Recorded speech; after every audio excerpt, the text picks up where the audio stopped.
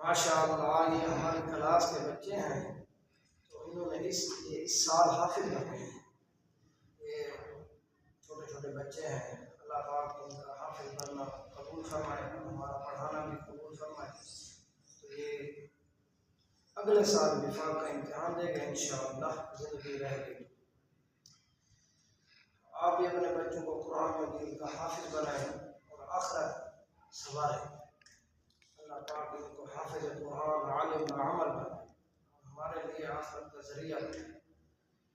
माशाअल्लाह ये छोटे छोटे बच्चे हैं, इन्होंने हिफ्ज़ मुकम्मल कर लिया है। ये अगले साल इम्तिहान देंगे विफाक का। इस साल बच्चों ने भी दिया है, तो अगले साल इंशाअल्लाह इनकी तैयारी करवाएंगे। ये हाफिज मुकम्मल बन चुके हैं, अगले साल ये इम्तिहान देंगे छोटे छोटे मासूम बच्चे। अल्लाह पाक कबूल करे। माशाअल्लाह।